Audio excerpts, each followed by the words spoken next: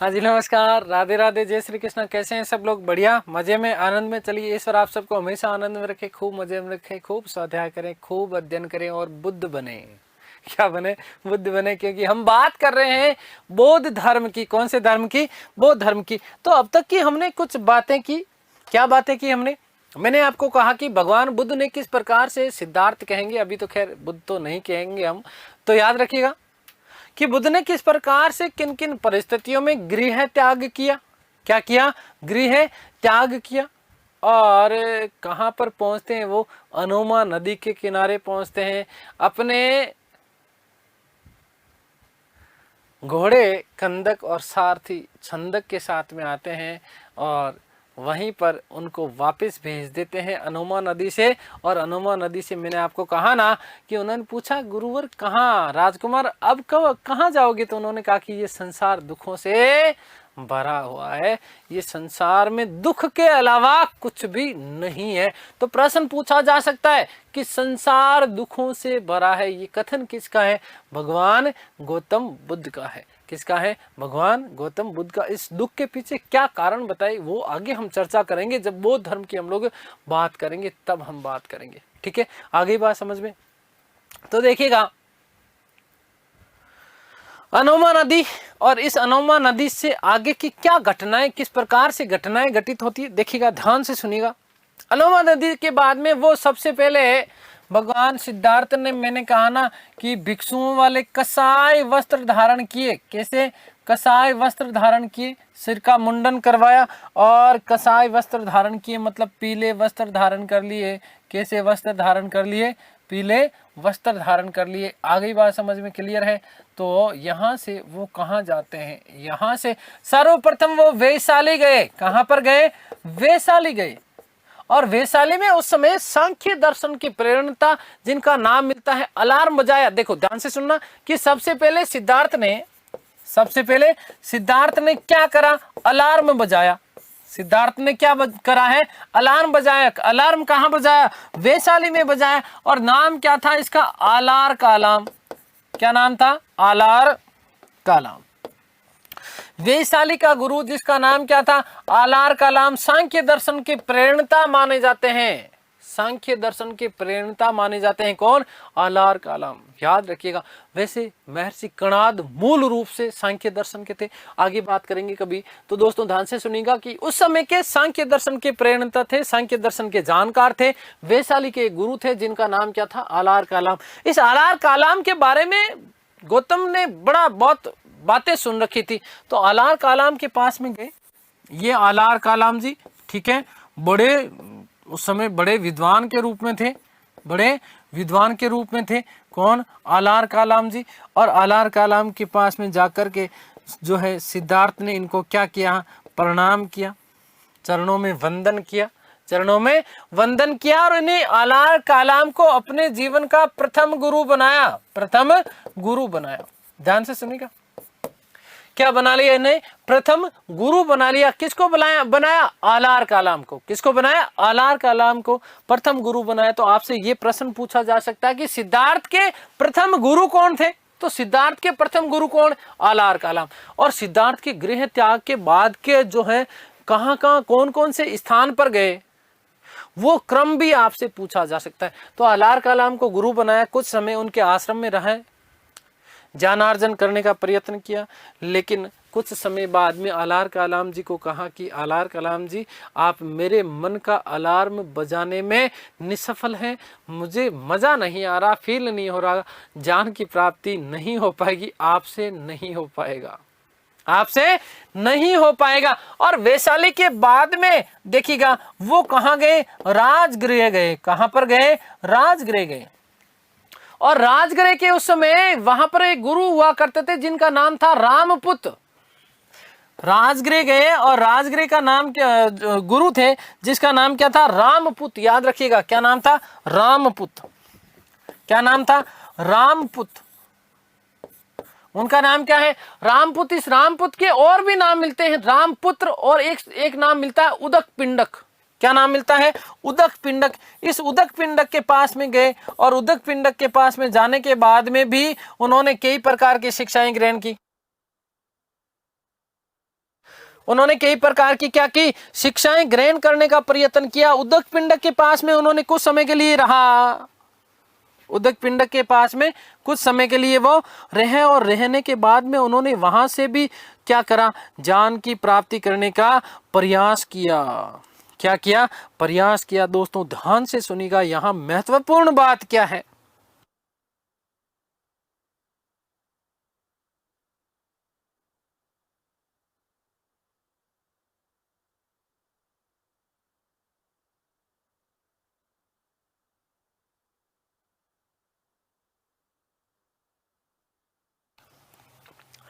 देखिएगा, उदक पिंडक या रामपुत्र, और इस रामपुत्र से उन्होंने योग की शिक्षा ली। कौन सी शिक्षा ली, योग की शिक्षा ली।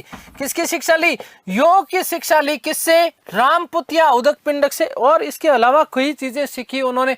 तो यहां से भी मामला इनका बैठ नहीं रहा था, तो रामपुत्र जी को कहा, गुरुजी,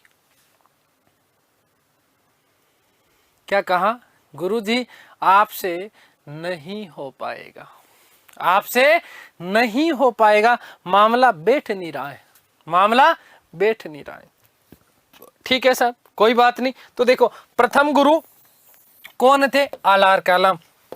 द्वितीय गुरु, सेकंड गुरु कौन से, सेकंड गुरु आप याद रखिएगा, कौन, रामपुत्र, या इसी को क्या बोलते हैं, उदक पिंडक। कौन सी शिक्षा ली, योग की शिक्षा ली। नेव संज्ञा, नेव संज्ञा, नेव संज्ञा संजायतन, नेव संज्ञा, नेव संज्ञा संजायतन नामक योग की जो है इन्होंने क्या ली थी, वस्तुतः इन्होंने इनसे शिक्षा ली थी। याद रखना, केवल दिमाग में ये इतना ही रख लेना कि नेव संज्ञा की ही याद रख लो, या फिर केवल योग शिक्षा।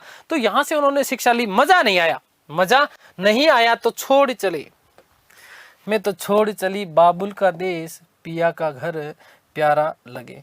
कैसा प्यारा लगे, तो देखिएगा, वहां से वो निकलते हैं, और निकलने के बाद उरुवेला की तरफ, कहाँ, उरुवेला की सुरम्य घाटी, उरुवेला की सुरम्य घाटी, और इस सुरम्य घाटी की तरफ पहुंचते हैं।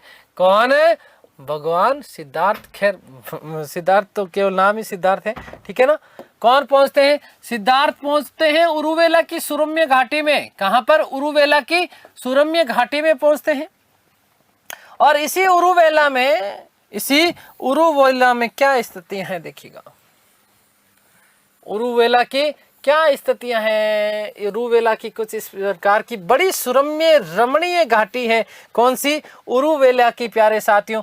तो उरुवेला की तरफ निकल जाते हैं कौन, सिद्धार्थ। कहां से निकल रहे हैं, देखिएगा, राजगृह से। सबसे पहले प्रश्न आता है कि कहां, गृह त्याग करने के बाद सबसे पहले कहां गए, अनोमा नदी। कहां गए, अनोमा नदी। अनोमा नदी से कहां पर गए, वैशाली। कहां से गए, वैशाली। और वैशाली के बाद में वो कहां गए, राजगृह। कहां गए, राजगृह। और राजगृह के बाद में वो कहां पर पहुंचे, उरुवेला की सुरम्य घाटी में पहुंचे। उरुवेला की सुरम्य घाटी में पहुंचे। बड़ी सुंदर घाटी किसकी, उरुवेला की। और यही उरुवेला की घाटी में पहुंचे तो उन्हें, दोस्तों ध्यान से सुनिएगा, महत्वपूर्ण बात मैं आपको बता रहा हूं। यहीं पर उन्हें कुछ जो है लोग और भी मिले, कुछ लोग और भी मिले। कौन लोग थे, ध्यान दीजिएगा, कौन लोग थे। देखिए, उरुवेला की जब सुरम्य घाटी में पहुंचे तो भगवान सिद्धार्थ जो है, कौन, सिद्धार्थ। इन सिद्धार्थों को 5 ब्राह्मण मिले। कितने ब्राह्मण मिले, 5 ब्राह्मण मिले। ये लो साहब, 1 याद रखिएगा, 1 नंबर 2, 2, 3, 4 और नंबर 5। ये 5 ब्राह्मण लोग मिले। इधर से सिद्धार्थ आ रहे हैं, देखिएगा, इधर से सिद्धार्थ आ रहे हैं, सामने से 5 ब्राह्मण आ रहे हैं, बड़े बड़े चोटी वाले, बड़ी बड़ी चोटी वाले 5 ब्राह्मण आ रहे हैं। और सिद्धार्थ ने पूछा, अरे भाई कहां जा रहे हो,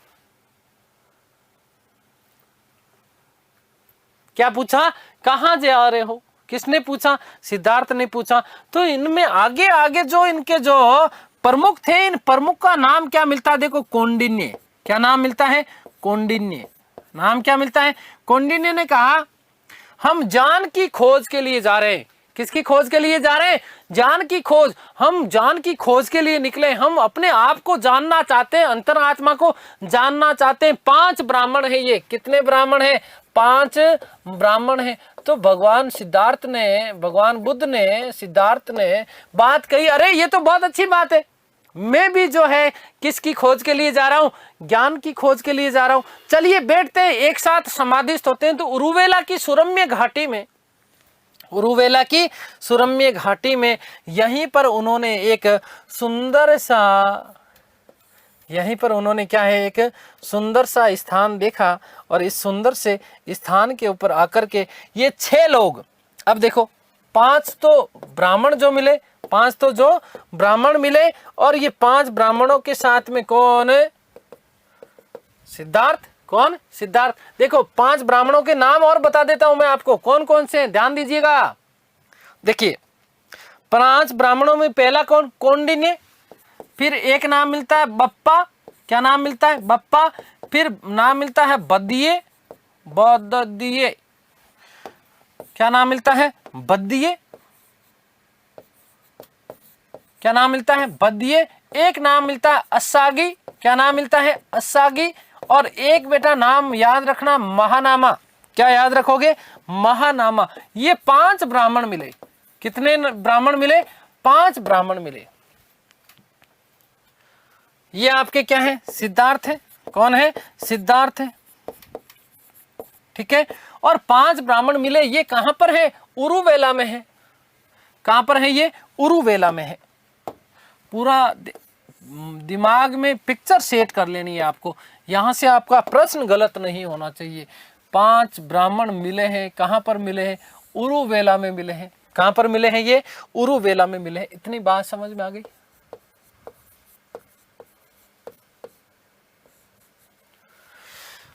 तो इन्होंने आपस में बातचीत हो गई। इनके बातचीत होने के बाद में क्या चीज? बातचीत होने के बाद में कहा हाँ अब ठीक है। तो यहीं सुरम्य घाटी में आकर के देखिए, ये सारे के सारे लोग ध्यान में लीन हो जाते हैं। क्या हो जाते हैं? ध्यान लगा करके बैठ जाते हैं। सब लोग क्या करते हैं?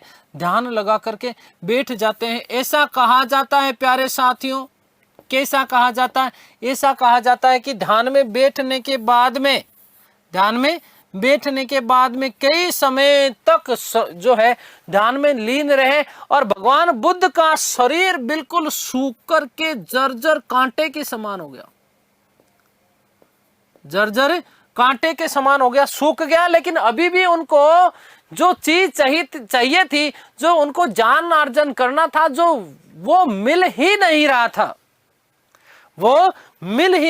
था। 5 ब्राह्मणों के साथ में बैठे हैं ध्यान लगा करके, और जो है इनका शरीर बिल्कुल जो है सूख करके किसके समान हो गया था?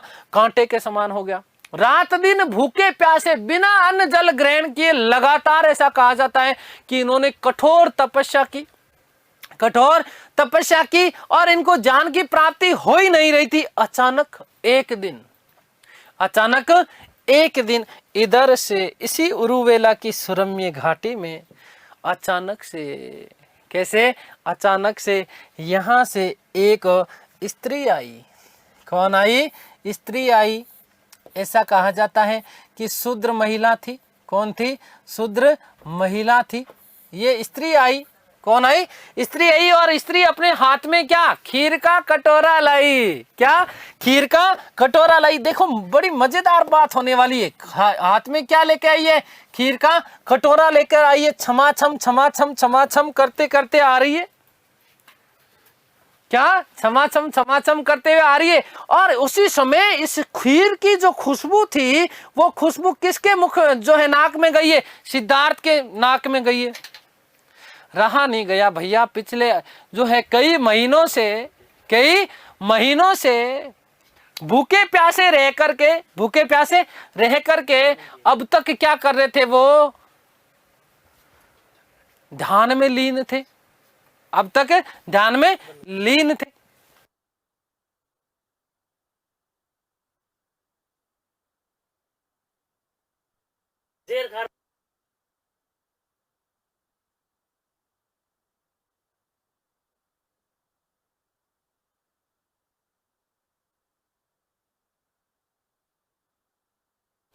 ठीक है, अब देखिएगा ध्यान में लीन है, और ध्यान में लीन है तो इधर से देखो जो स्त्री आई उस स्त्री का नाम क्या मिलता है प्यारे साथियों, याद रखिएगा स्त्री का नाम क्या मिलता है, सुजाता नामक एक शूद्र महिला। हाथ में क्या लेकर के आई है, खीर लेकर के आई है। इस खीर की खुशबू गई है किसके नाक में, सिद्धार्थ के नाक में। सिद्धार्थ से रहा नहीं गया, भाड़ में गया ध्यान, भाड़ में गया मोक्ष। आंखें खोली, क्या करी, आंखें खोली और इस सुजाता के हाथ से, किसके हाथ से, सुजाता के हाथ से उन्होंने खीर का कटोरा लिया, खीर का कटोरा लिया और दमादम देखो इनकी स्थिति भी बदल जाएगी। कैसी स्थिति आ जाएगी इनकी, ये लो साहब, है ना, हाथ में कटोरा ले लिया, कौन सा वाला, खीर वाला, कौन सा वाला, खीर वाला कटोरा लिया। कटोरा लेकर के उन्होंने सारी की सारी खीर खा ली। मैं नहीं कर सकता ऐसा ध्यान, बाढ़ में गया, मुझे नहीं चाहिए ज्ञान की प्राप्ति। ठीक है, जैसे ही ये खीर खा रहे थे इन पांचों ब्राह्मणों की भी क्या हुई, आंखें खुली, ऊपर से यूं देखा, खीर खत्म हो चुकी थी। तो कौंडिन्य ने कहा डाकी पहुंच गयो, सारी खा गयो, मारे वास्ते तो कहीं नहीं छोड़ियो, मारे वास्ते तो कहीं नहीं छोड़ियो। अब क्या करे, करे तो करे क्या। तो कौंडिन्य ने कहा अरे तू पाखंडी है, तू पाखंडी है, हमारा धर्म खराब कर दिया, हमारा ध्यान भी तूने क्या कर दिया, भंग कर दिया था, भग यहां से। आगे बात समझ में क्लियर है। तो इस प्रकार से यहाँ उरुवेला की सुरुम्य घाटी में उन्होंने क्या किया है प्यारे साथियों, याद रखिएगा कि सुजाता नामक एक शूद्र महिला के हाथों से उन्होंने क्या खाई, खीर खाई, और खीर खा करके अपने ध्यान को तोड़ दिया। और यहाँ से वो कहाँ जाते हैं, गया जाते हैं। कहाँ जाते हैं, गया जाते हैं।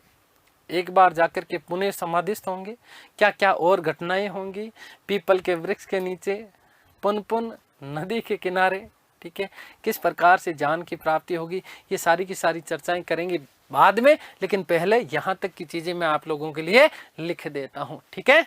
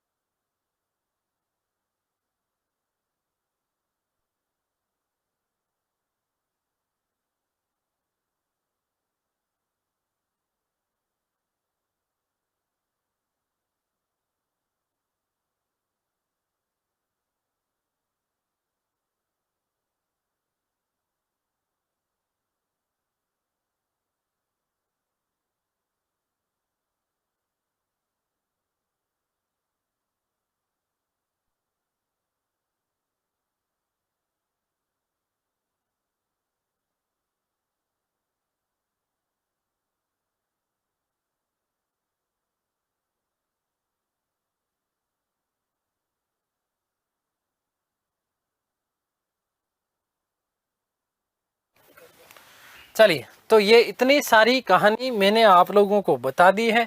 उम्मीद करता हूँ कि सारी की सारी चीज़ें, सारी घटनाएं आपको दिमाग में सेट हो गई होगी, बैठ गई होगी। मज़ा आ रहा है ना क्लास का, ठीक है, आनंद आ रहा है ना। चलिए अब चीज़ें मैं लिख देता हूँ, ठीक है। देखिएगा कि गृह त्याग के बाद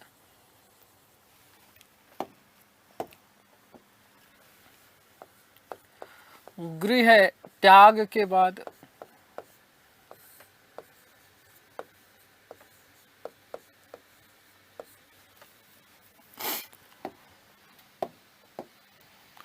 सिद्धार्थ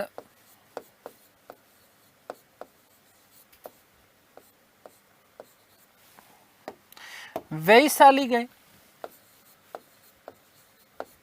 कहाँ गए, वैशाली गए।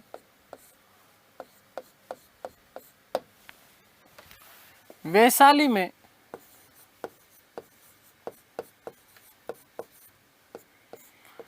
सांख्य दर्शन के गुरु, सांख्य दर्शन के गुरु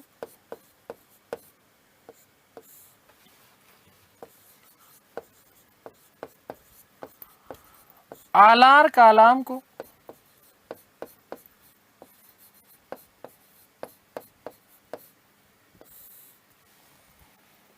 आलार कालाम को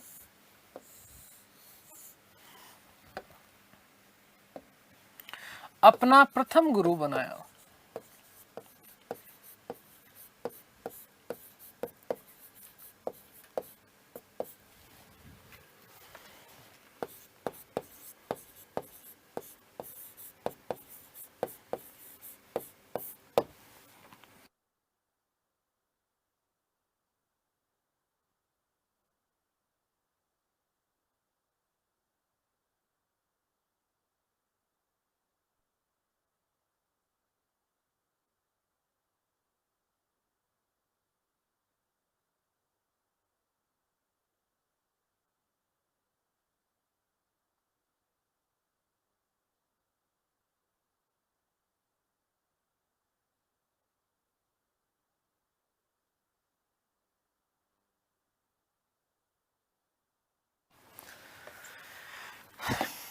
ठीक है, एक चीज याद रखिएगा कि आलार कालाम के कारण ही, आलार कालाम के कारण ही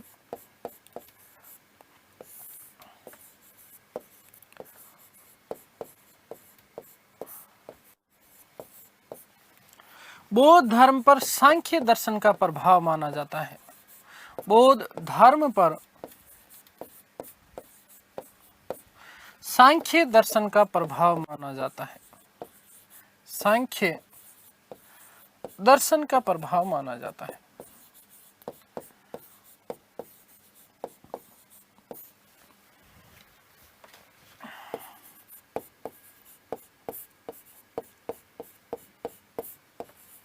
ठीक है, अगली बात देखिएगा।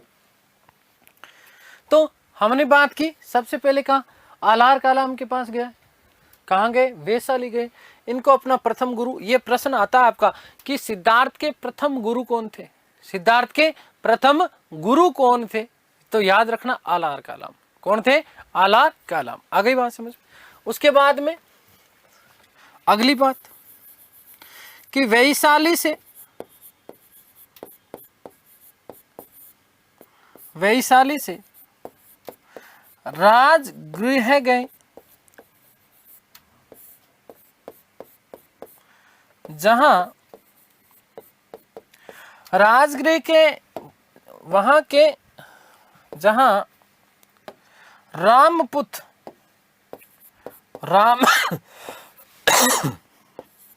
रामपुत्र, इसी का नाम क्या लिखता है, मिलता है उदक पिंडक, उदक पिंडक। क्या थे ये, योगाचार्य को। ठीक है,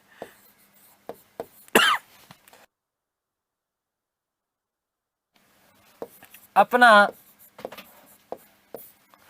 दूसरा गुरु बनाया।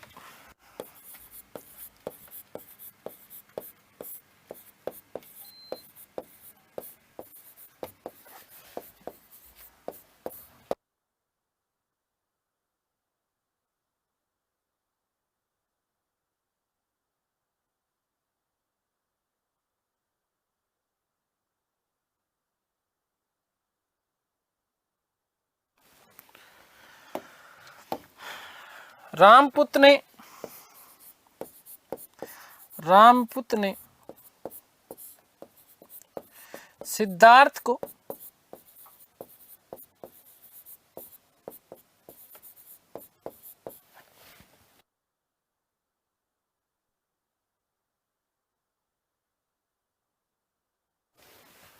नैव संज्ञा, नैव संज्ञा, नैव संज्ञा। देखो ध्यान से सुनना, वैसे इसको ज्यादा दिमाग में रखना मत, ठीक है। फिर भी हो सकता है कि कोई कई बार एग्जामिनर का जब माथा फिर जाता है ना कि हाँ स्टूडेंट को अटकाना ही है चाहे कुछ भी हो जाए, तब इस तरीके के प्रश्न पूछ लेते हैं, अन्यथा इस तरीके के प्रश्न आता नहीं है। ठीक है, क्रम पूछा जा सकता है, कहाँ से कहाँ घटनाएं जीवन में जो क्रमबद्ध जो घटनाएं है ना, कैसे कैसे हुई है उनके बारे में पूछा जा सकता है, दूसरे गुरु के बारे में पूछा जा सकता है। ठीक है, ये चीज आप ध्यान रखना। ठीक है, हाँ अटकाना ही है चाहे कुछ भी हो जाए कि स्टूडेंट को आना ही नहीं है, तब इस तरीके के प्रश्न देते। नेव संज्ञा न, नेव संज्ञा न संजायतन, न संजायतन, न संजायतन नामक योग की शिक्षा दी, नामक योग दर्शन की शिक्षा दी, योग दर्शन की शिक्षा दी।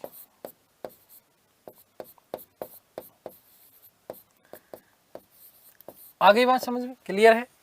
तो ये याद रखना। देखो, चाहे आलार कालाम हो, चाहे रामपुत हो, कोई भी सिद्धार्थ को जान रूप में संतुष्ट करने में संभव हो ही नहीं पाया, संभव हो ही नहीं पाया, ठीक है ना।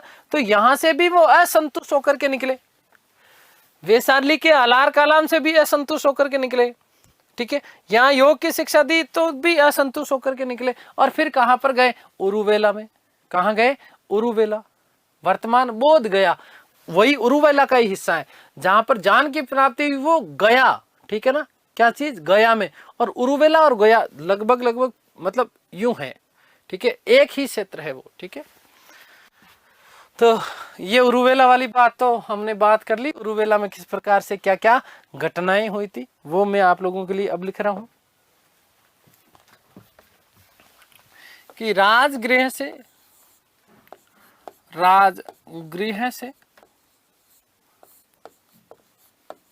सिद्धार्थ उरुवेला, कहां गए? उरुवेला,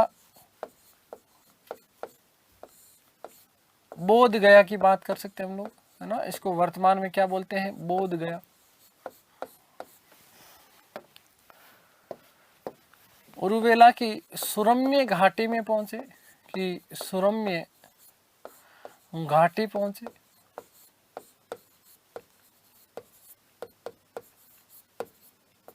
जहां उन्हें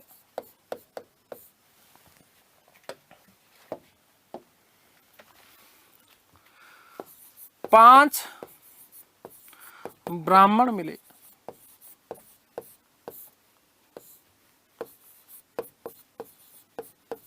ठीक है। अब 5 ब्राह्मणों के नाम में वापस लिखने की मुझे नहीं लगता जरूरत है, ठीक है ना। ये याद रखना 5 ब्राह्मण कौन थे? कौंडिन्य, बप्पा, भद्दिये, असागी और महानामा, ठीक है। ये 5 ब्राह्मण मैंने आपको बता दी, ठीक है। 5 ब्राह्मण मिले, इनके साथ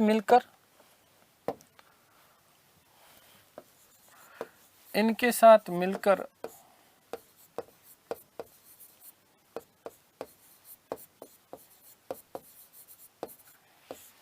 कठोर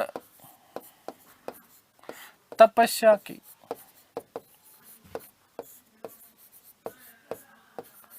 परंतु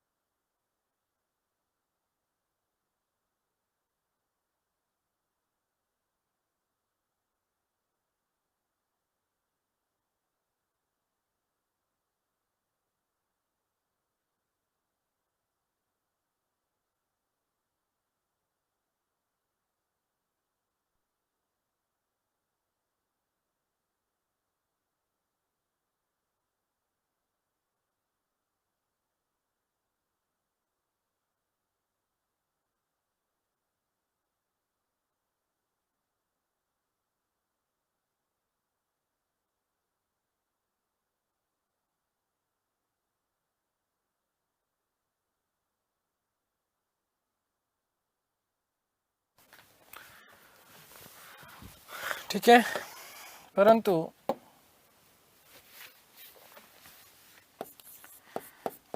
ज्ञान की प्राप्ति नहीं हुई,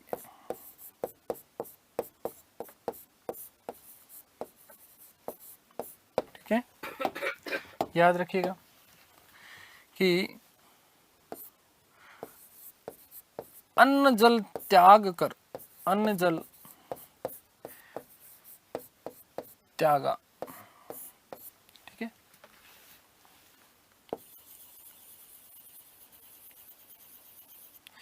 यहीं पर उन्होंने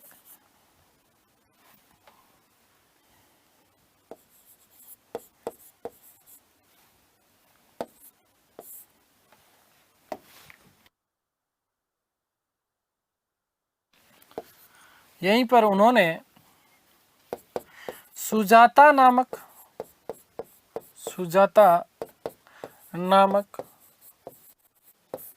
शूद्र महिला के हाथों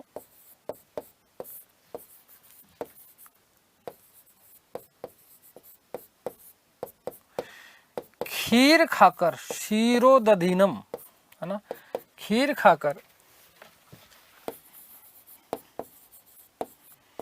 अपनी तपस्या भंग की।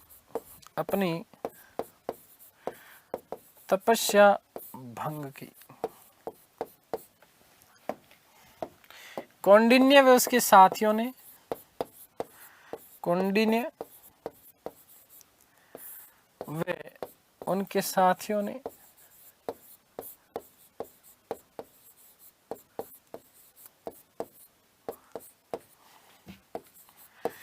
पाखंडी बताया।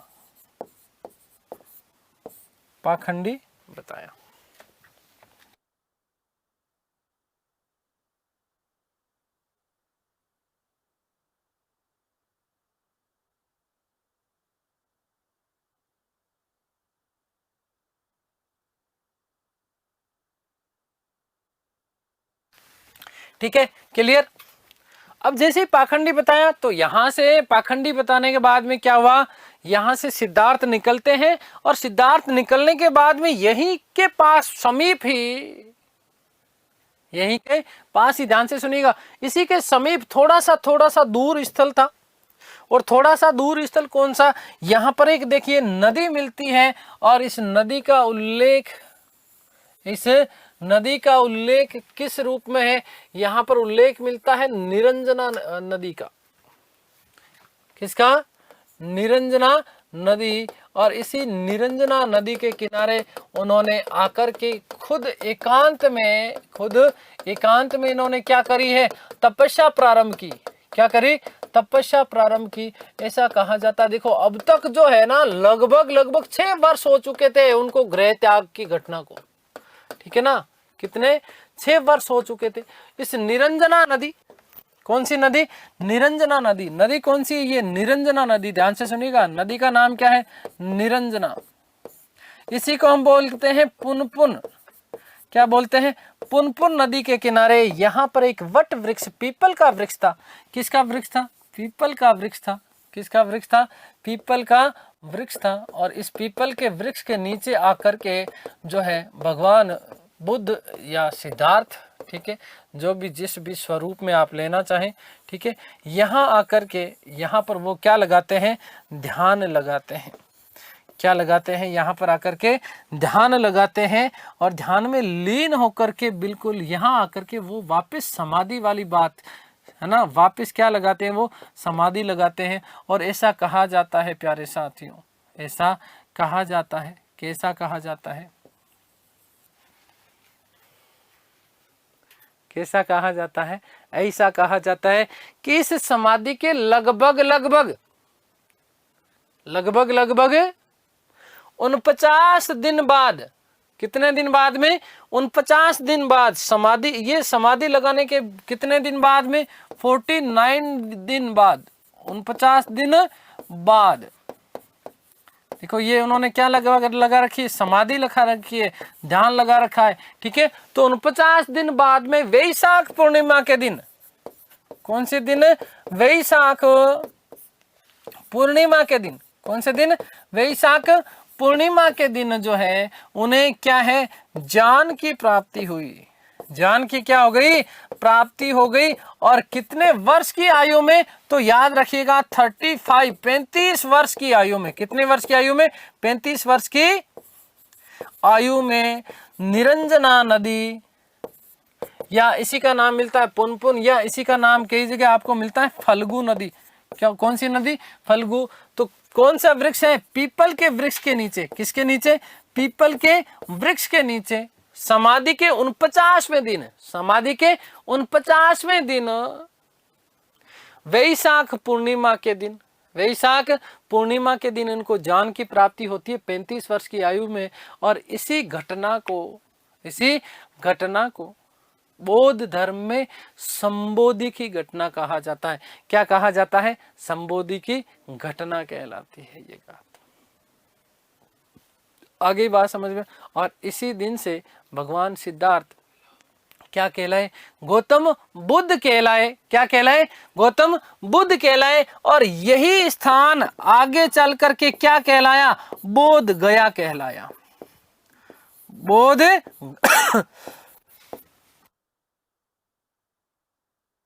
क्या कहलाया, बोध गया कहलाया। ये विशेष महत्वपूर्ण बात बन जाती है। कौन से वृक्ष के नीचे, तो पीपल के वृक्ष के नीचे, याद रखिएगा। जबकि महावीर को किसके नीचे, वट वृक्ष, वो उसके जो है बरगद के वृक्ष के नीचे, ठीक है ना। याद रखिएगा पीपल के वृक्ष के नीचे किसको ज्ञान की प्राप्ति हुई है, भगवान बुद्ध को। और इसी दिन, कौन से दिन, वैशाख पूर्णिमा का दिन। इसलिए इनको क्या बोला जाता, तथागत। जिसका था उसी में विलीन, मतलब परमात्मा के साथ इनकी क्या हो जाती है, तारतम्यता स्थापित हो जाती है। अपने संपूर्ण शरीर को उनको जो है ज्ञान की प्राप्ति हो जाती है। अपने शरीर, प्रत्येक शरीर के कण को वो देखना, वो अनुभव करना, वो महसूस करना क्या कर देते हैं, प्रारंभ कर देते हैं। ये संपूर्ण शरीर केवल और केवल परमाणुओं का पुंज है। यदि आपने कभी जीवन में विपश्यना की है, नहीं की है, तो जीवन में एक बार आप 10 दिन का कोर्स अवश्य कीजिएगा। आपको लगेगा कि जिस शरीर के पीछे हम लोग भागते हैं वो यथार्थ में वो शरीर है ही नहीं। ये शरीर तो पूरा का पूरा छोटे छोटे कणों से, परमाणुओं से मिलकर के बना हुआ है। केवल और केवल ऊर्जा का पुंज मात्र है। विपश्यना केंद्र बहुत है भारत में, ठीक है ना। आप और विद्यार्थी को तो जीवन में एक बार करना ही चाहिए विपश्यना, श्रम को देखना, एकाग्र चित्ता बढ़ेगी। आपके जीवन में चीजें परिवर्तित हो जाएगी। ये मेरा अनुभव है। जीवन में एक बार जरूर कीजिएगा। कभी आपको जैसे समय मिले तो 10 दिन का कोर्स होता है। जयपुर जा सकते हैं, जोधपुर में भी है, उदयपुर में भी है। हर बड़े सिटी में विपश्यना केंद्र आपके बने हुए हैं। केवल और केवल मेडिटेशन होता है 8 से 10 घंटे का। अपने आप को मिलना है, स्वयं से मिलना है, स्वयं को जानना है, तो विपश्यना कीजिएगा। यही काम किसने किया था, भगवान बुद्ध ने। इसी भगवान बुद्ध की पद्धति के आधार पर विपश्यना करवाई जाती है। क्या करवाई जाती है, विपश्यना करवाई जाती है। कहीं भी बौद्ध धर्म से संबंधित नहीं है, लेकिन वो ध्यान, वो मेडिटेशन, वही प्रक्रिया है, ठीक है। खैर, तो ये याद रखिएगा कि 49 दिन बाद में वैशाख पूर्णिमा के दिन निरंजना नदी या पुनपुन नदी, जिसे हम फल्गु नदी भी बोलते हैं, इसी नदी के किनारे उनको क्या हुआ है, ज्ञान की प्राप्ति हुई। और जैसे ही ज्ञान की प्राप्ति हुई तो यहाँ से वो सीधे सीधे देखो बोध गया से कहाँ पर गए, सारनाथ गए। सारनाथ में ऋषिपत्तनम, सारनाथ में कहा ऋषिपत्तनम। और उन 5 पाखंडी, जिन्होंने पाखंडी कहा था ना, जिन्होंने क्या कहा था, पाखंडी कहा, ठीक है ना। इनको कहा रहे अभी इधर आओ, मैं तुम्हें बताता हूं, है ना। इनको पास में बिठाया और सारनाथ में इन 5 ब्राह्मणों को अपने जीवन का प्रथम उपदेश दिया। और इसी प्रथम उपदेश की घटना को जो है धर्म चक्र परिवर्तन कहा गया है। क्या कहा गया है, धर्म चक्र परिवर्तन कहा गया है। साथ ही साथ इसी के साथ में सारनाथ में ही इसी घटना के साथ में उन्होंने बौद्ध संघ की क्या की, स्थापना की। क्या की? बौद्ध संघ की यहाँ पर वो क्या करते हैं? स्थापना करते हैं। कहाँ पर करते हैं? सारनाथ में। अपने जीवन का प्रथम जो है उपदेश कहाँ दिया उन्होंने? सारनाथ में दिया। तो हमने 3 घटनाएं तो अभी हमने चर्चा कर ली। कौन कौन सी? देखो, गृह त्याग की घटना को महाविनिष्क्रमण कहा गया। फिर मैंने आपको कहा ज्ञान की जो प्राप्ति हुई उसको संबोधि कहा गया। और फिर मैंने कहा कि उन्होंने अपना जीवन का प्रथम उपदेश सारनाथ में ऋषिपत्तनम में, कहा? सारनाथ के ऋषिपत्तनम में उन 5 ब्राह्मणों को दिया। और ये घटना जीवन में क्या कहलाती है? बौद्ध धर्म में जो है धर्मचक्र परिवर्तन के नाम से जानी जाती है। अंतिम जो घटना है उनके जीवन में महापरिनिर्वाण की प्राप्ति, जिसे मोक्ष की प्राप्ति, उनका जब देहांत हुआ 483 ईसा पूर्व में कसिया नामक जिला, आधुनिक गोरखपुर जिला, बिहार। और यहाँ पर एक चुंद नामक व्यक्ति, उस चुंद नामक व्यक्ति के घर पर सूअर के मांस भक्षण करने के कारण, सूअर का मांस का भक्षण किया था, उदर विकार हुआ। और इसी उदर विकार के कारण 483 ईसा पूर्व में भगवान बुद्ध की क्या हो जाती है? मृत्यु हो जाती है। इस प्रकार की किंवदंतियां यहाँ पर हमें मिलती है। और इसी घटना को बौद्ध धर्म में महापरिनिर्वाण कहा गया। क्या कहा गया? महापरिनिर्वाण। और इस महापरिनिर्वाण का शाब्दिक अर्थ भी दीपक का बुझ जाना, अर्थात जन्म मरण के चक्र से पूर्णतः क्या हो जाना? मुक्त हो जाना ही क्या कहलाता है?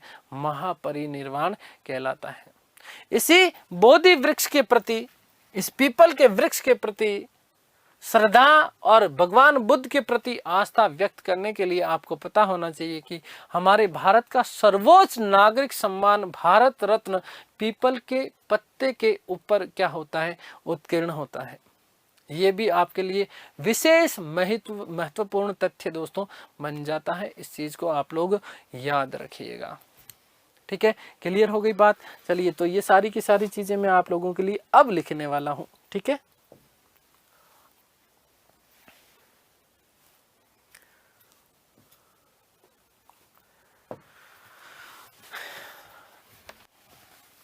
तो ध्यान दीजिएगा कि उरुवेला के बाद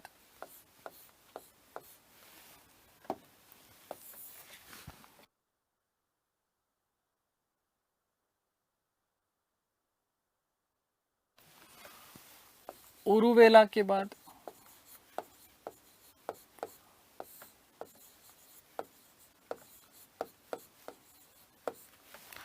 यहीं समीप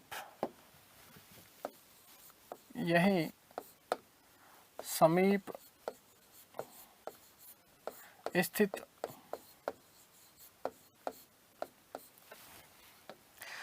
गया गए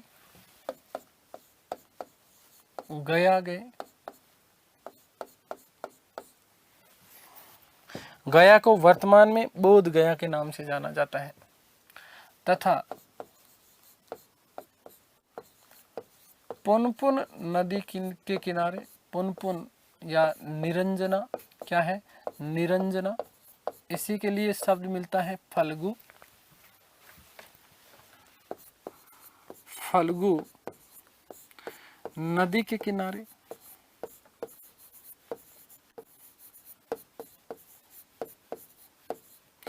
पीपल के वृक्ष के नीचे, पीपल के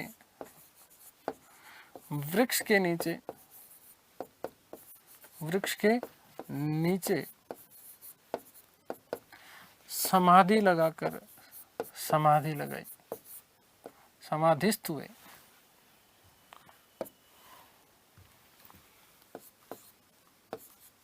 समाधिस्थ हुए। ठीक है, समाधि के 49वें दिन, समाधि के 49वें दिन वैशाख पूर्णिमा के दिन, वैशाख पूर्णिमा,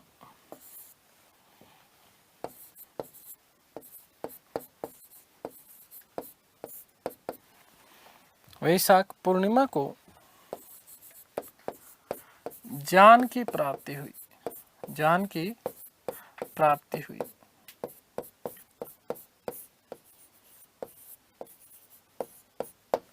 बौद्ध धर्म में इस घटना को मोस्ट इंपोर्टेंट तथ्य बन जाता है। बौद्ध धर्म में इस घटना को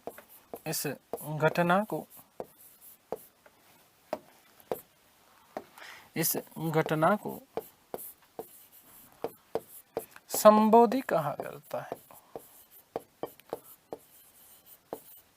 संबोधि कहा जाता है।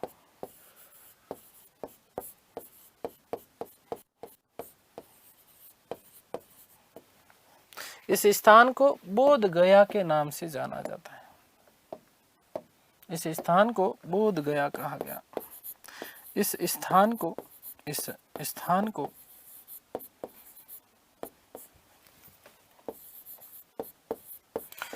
बोध गया कहा गया। बोध गया कहा गया।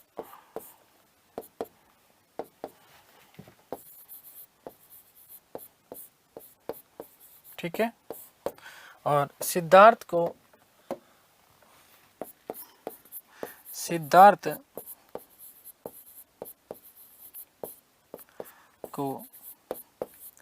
तथागत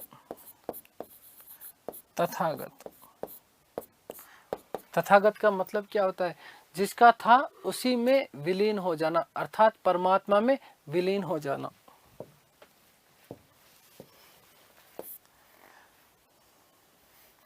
जिससे उत्पन्न हुआ हो,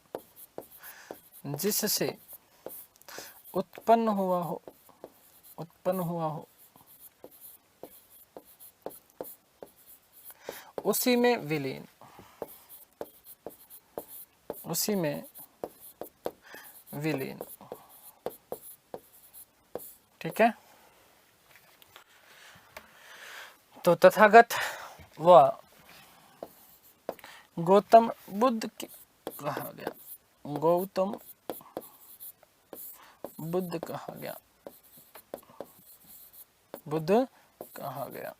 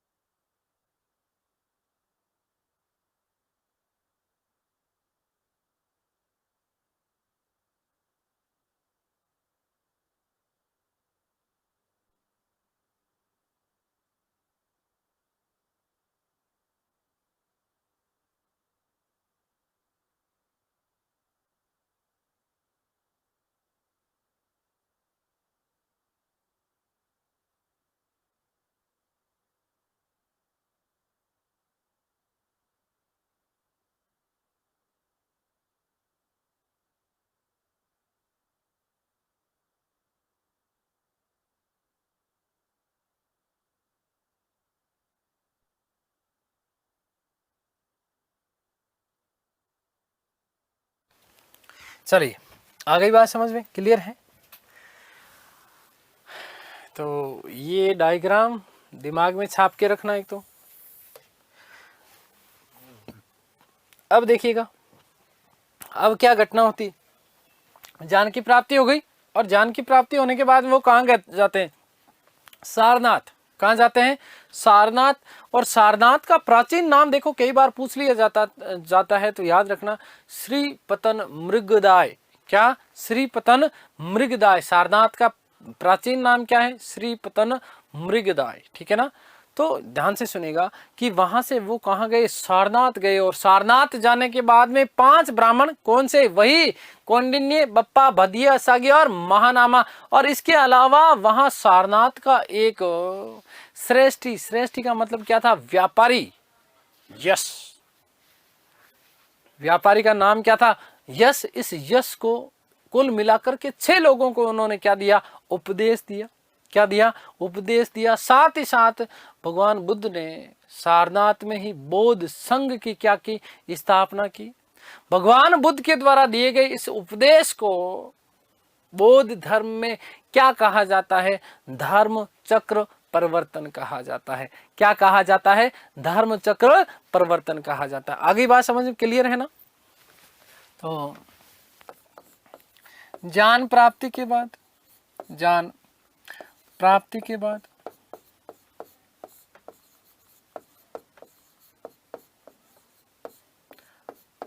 गौतम बुद्ध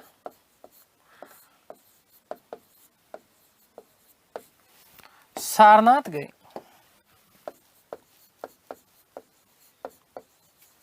ठीक है, सारनाथ गए। अब देखो सारनाथ में श्री पतन मृगदाय, श्रीपतन मृगदाय, ऋषिपत्नम कई जगह ऋषिपत्नम मृगदाय भी मिलता है। ठीक है ना, श्रीपतन मृगदाय या श्रीपतन ऋषिपत्नम, क्या नाम मिलता है? ऋषिपत्नम, एक ही बात है। ठीक है, वस्तुतः ऐसा कहा जाता है कि मृगों की भूमि हुआ करती थी। किसकी भूमि? मृगों की भूमि हुआ करती थी। वहां पर ये दो आश्रम थे। ठीक है ना, क्या थे? आश्रम थे। ठीक है ना, इसलिए इसको श्रीपतन मृगदाय या श्री ऋषिपत्नम मृगदाय कहा जाता है। किसको? सारनाथ को। किसको कहा जाता है? सारनाथ को। ये आप लोगों के लिए विशेष स्मरणीय तथ्य हो जाता है, इसको याद रखना है, दिमाग में सेट रखना है। ठीक है, क्लियर? तो ऋषिपत्नम या श्रीपतन मृगदाय गए तथा वहीं पर उन्होंने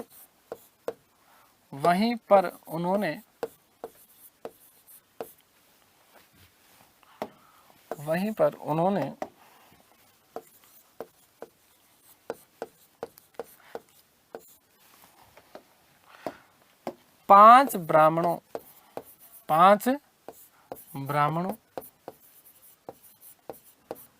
वही वाले 5 ब्राह्मण। ठीक है ना, कौन से? वही वाले। कौन कौन से? बप्पा, भदीय, अस्सागी, मानवा, कौंडिन्य। ठीक है ना, ये 5 ब्राह्मण। वे सारनाथ का एक श्रेष्ठी था।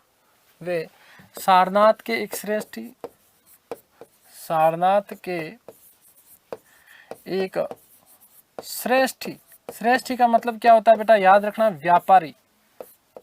श्रेष्ठी का मतलब क्या होता है? व्यापारी।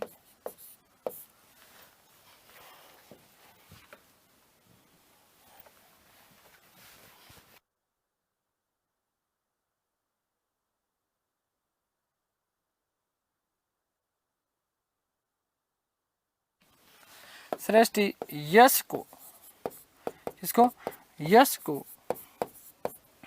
अपना प्रथम उपदेश दिया, अपना प्रथम उपदेश दिया।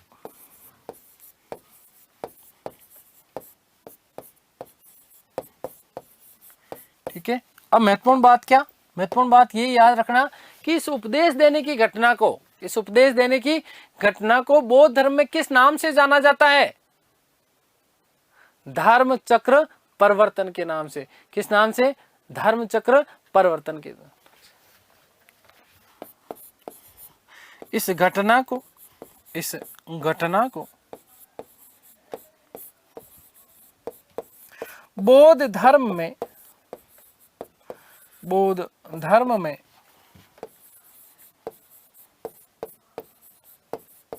धर्म चक्र परिवर्तन के नाम से जाना जाता है। धर्म चक्र प्रवर्तन, धर्म चक्र परिवर्तन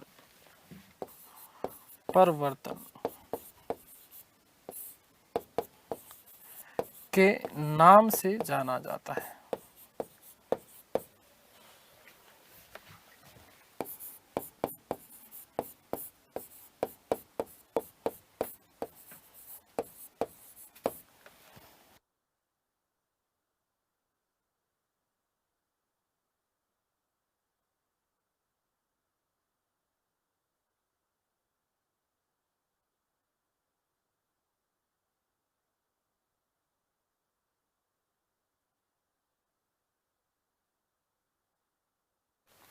ठीक है, अब देखिएगा यहां पर कुछ महत्वपूर्ण बातें मैं आपको बताने वाला हूं। क्या बताने वाला हूं?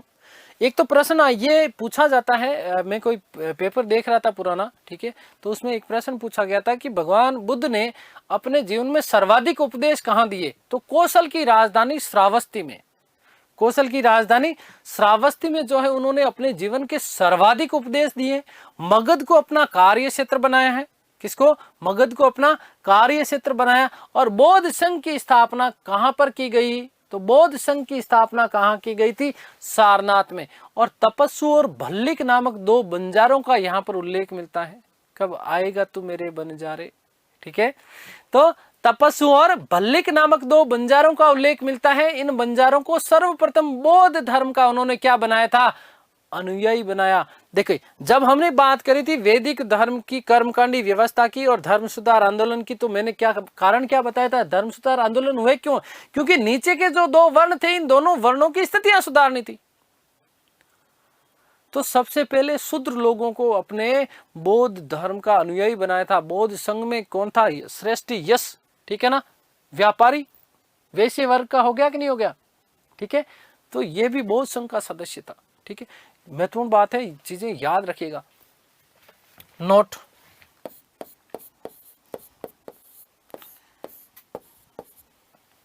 कि गौतम बुद्ध ने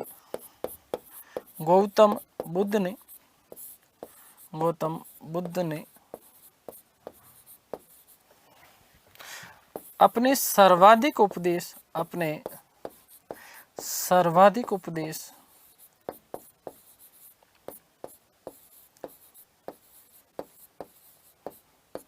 ठीक है, कौशल की राजधानी श्रावस्ती, कौशल महाजनपद था, ठीक है, पता है ना, कौशल की राजधानी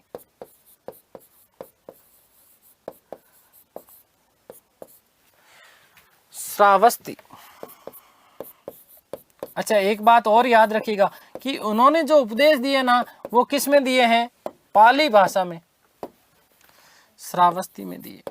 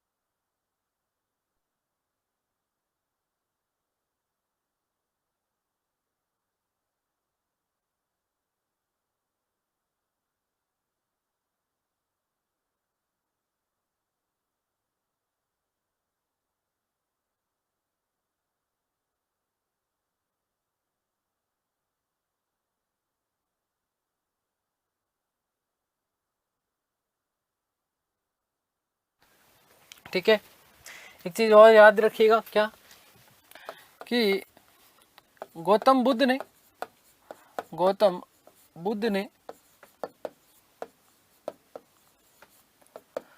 अपने उपदेश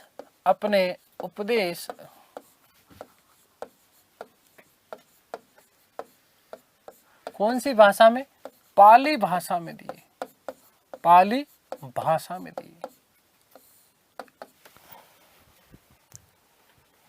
पाली भाषा में दिए, ठीक है। अगली बात कर लेते हैं कि सर्वप्रथम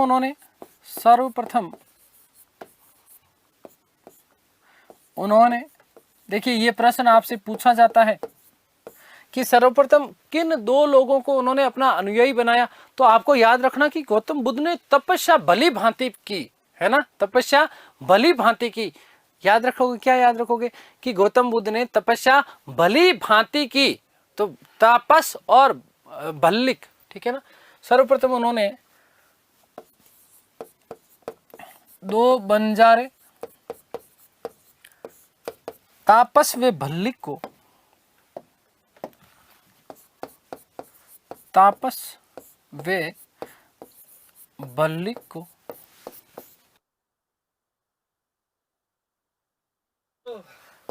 को अपना शिष्य बनाया। तापस वे भल्लिक को, ये शूद्र है, क्या है, शूद्र, यहीं पर लिख देता हूं, को अपना शिष्य बनाया। ठीक है, अब देखिएगा, मैंने आपको, आपके दिमाग में आ रहा होगा कि गुरुजी ने सारनाथ वाली बात बताई थी, बौद्ध संघ वाली गुरुजी ने लिखी नहीं, मैंने जानबूझ कर नहीं लिखी है बेटा, क्योंकि आपको बहुत सारी चीजें मुझे आपको बतानी है। क्या बात बतानी है अभी? क्योंकि बौद्ध संघ में प्रवेश करने के लिए बहुत सारे नियम थे। ठीक है, 15 वर्ष से कम के आयु को यहाँ पर प्रवेश नहीं दिया जाता था, बीमार व्यक्ति को प्रवेश नहीं दिया जाता था, चोरी करने वाले व्यक्ति को प्रवेश नहीं दिया जाता था, बहुत सारी चीजें थी। महिलाओं को प्रवेश बौद्ध संघ में नहीं था। ठीक है ना, इसलिए थोड़ी बौद्ध संघ वाली चीजें थोड़ी सी आपके लिए अलग पूरी की पूरा पैकेज लेकर के आऊंगा, और वो अगली क्लास में लेकर के आऊंगा। आप इतना दिमाग में याद रखना कि सारनाथ में उन्होंने क्या है, बौद्ध संघ की क्या की है, स्थापना की। उम्मीद करता हूँ सारी चीजें आप लोगों को समझ में आई होगी। ईश्वर से प्रार्थना करता हूँ कि आप सब स्वस्थ रहें, मस्त रहें, तंदुरुस्त रहें, आह्लादित रहें, प्रसन्नचित रहें, ऊर्जावान रहें। इस सृष्टि की संपूर्ण खुशियाँ आपको और आपके परिवार को मिले। मिलते हैं हमारी अगली कक्षा में, तब तक के लिए सभी को धन्यवाद, नमस्कार।